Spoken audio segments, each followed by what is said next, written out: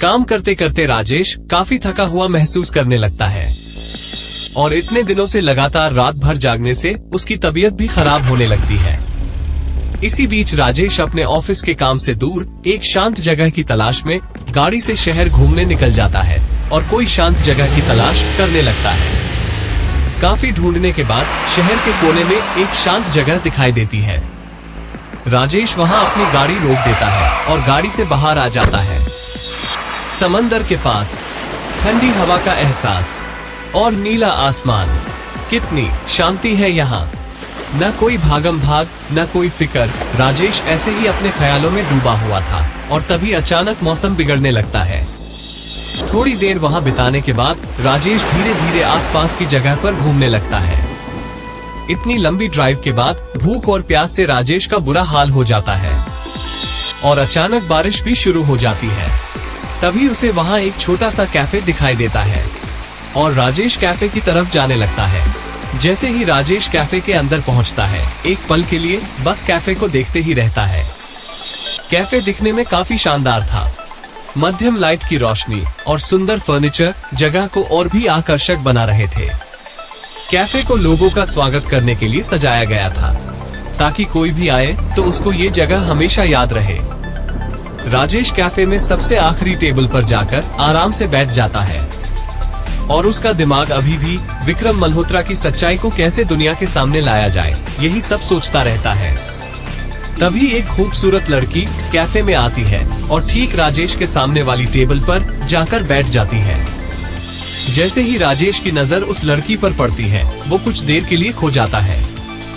उसके काले बाल, सुंदर चेहरा, दिखने में तेज तर्रार, बाहर से हंसमुख और अंदर से जैसे कोई पहेली हो और आंखों में जैसे कई राज दफन हो, जैसे किसी की तलाश हो उसे।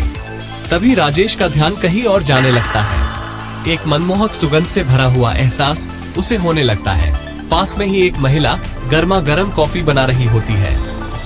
राजेश को इस वक्त एक गर्मा गर्म स्ट्रॉन्ग कॉफी की बहुत जरूरत थी।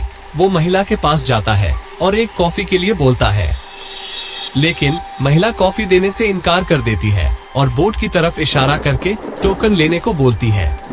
राजेश टोकन लेने के लिए काउंटर पर जाता है और अपनी जेब से अपना बटवा निकालने के लिए अपना हाथ अपनी जेब की पॉकेट में डालता है। तभी उसे एहसास हो जाता है कि उसका बटवा उसकी जेब में नहीं है, शायद भागते वक्त कहीं बाहर ही गिर गया होगा। तभी वहाँ पर बैठी एक खूबसूरत लड़की राजेश को अपना टोकन देते हुए बोलती है, आप मेरा टोकन ले लीजिए। वैसे भी 4 कप कॉफी मैं पी चुकी हूँ। आपको देखकर लगता है आपको इसकी ज्यादा जरूरत है। मैं दूसरा टोकन ले लूंगी। वैसे भी बारिश के कारण सबको कॉफी ही चाहिए और भीड़ भी काफी हो गई है। अब ज्यादा सोचो मत, नहीं तो मैं 5वीं कॉफी भी पी जाऊंगी और आप बस इंतजार ही करते रहना। नहीं नहीं, ऐसी कोई बात नहीं है, मैं मैनेज कर लूंगा। आप अपनी 5वीं कॉफी पी ही लीजिए, आपको ज्यादा परेशान होने की जरूरत नहीं है। माफ कीजिएगा, आप दिखने में तो काफी सभ्य परिवार से लगती है, लेकिन आप जैसी खूबसूरत लड़की ऐसी जगह पर क्या कर रही है? आप कहना क्या चाहते हैं? लड़कियां यहाँ नहीं आ सकती? जी बिल्कुल आ सकती है। लड़कियां तो आज कहीं भी आ सकती है और जा सकती है। उनको भला कोई कैसे रोक सकता है? आप लड़कियों का मजाक उड़ा रहे हैं या उनकी तारीफ कर रहे हैं? ये तो आप पर डिपेंड करता है, आप क्या सोच रही हैं? देखने में तो आप भी काफी अच्छे परिवार से लगते हो, पर आप भी तो यहाँ आए हो। मेरे बोलने का वो मतलब नहीं था, आप मेरी बात को गलत समझ रही है। दरअसल यहाँ के लोगों को देखकर मैंने ये कहा था। आप खुद ही बताइए, आपको कोई शरीफ इंसान दिख रहा है यहाँ? पर यूं ही किसी को देखकर ये कैसे पता चलता है कि वो इंसान शरीफ है कि नहीं? आपको किसी को जाने बिना ये फैसला नहीं करना चाहिए।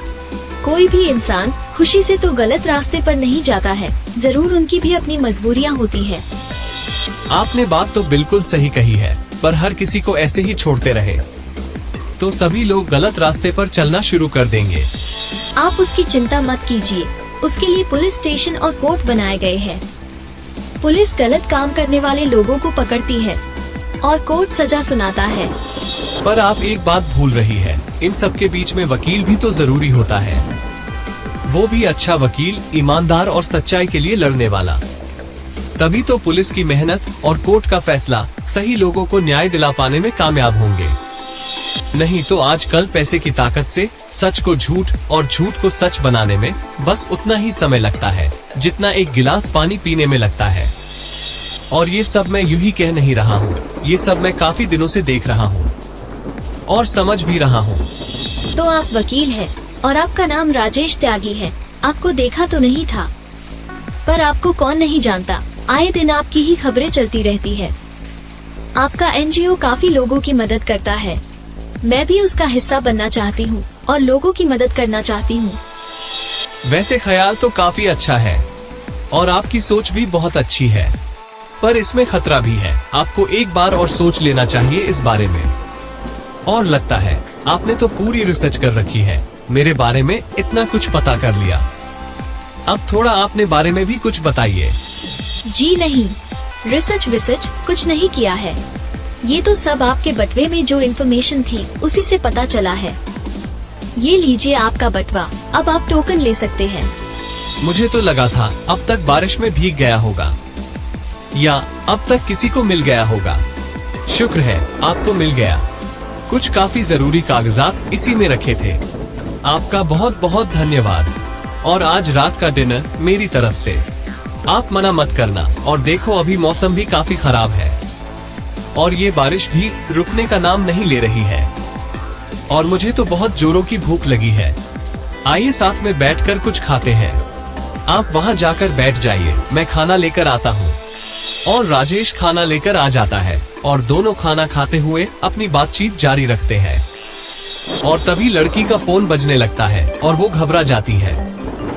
फोन पर बात करने के बाद लड़की जाने लगती है। वैसे अभी रात काफी हो गई है, अब हमें भी चलना चाहिए। हो सका तो फिर मुलाकात होगी और आपका जो भी फैसला हो वो आप बाद में मुझे बता देना। आज तो भैया से काफी डांट पड़ेगी घर पर, इतना टाइम जो हो गया है।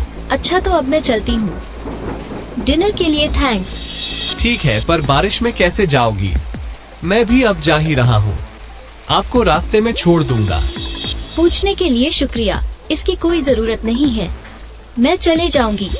और लड़की चले जाती है। राजेश भी जाने लगता है और तभी उसका ध्यान टेबल पर जाता है और वो देखता है लड़की अपना मोबाइल वही भूल गई है। और वो मोबाइल उठाकर अपनी जेब में रख लेता है और जाने लगता है। कैफे से बाहर निकलने पर वो देखता है सामने पेड़ के पास वही लड़की खड़ी है।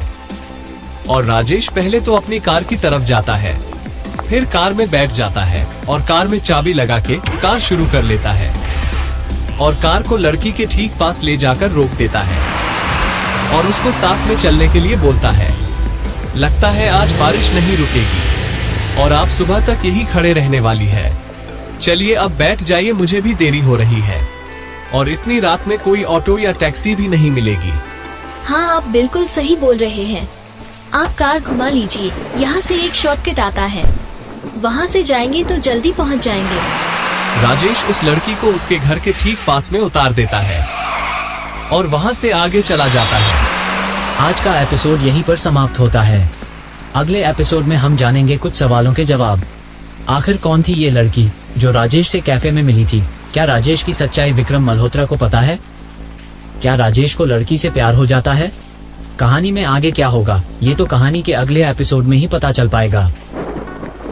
आगे आने वाले उतार चढ़ाव को देखने के लिए केस नंबर 207 के अगले एपिसोड के लिए बने रहें। तो बने रहिए हमारे साथ ऐसे ही एंटरटेनमेंट से भरपूर फिल्मी कहानियों के लिए। हमारे YouTube चैनल नीड और शेयर को सब्सक्राइब कर लीजिए ताकि आपसे कोई भी नई अपडेट मिस ना हो।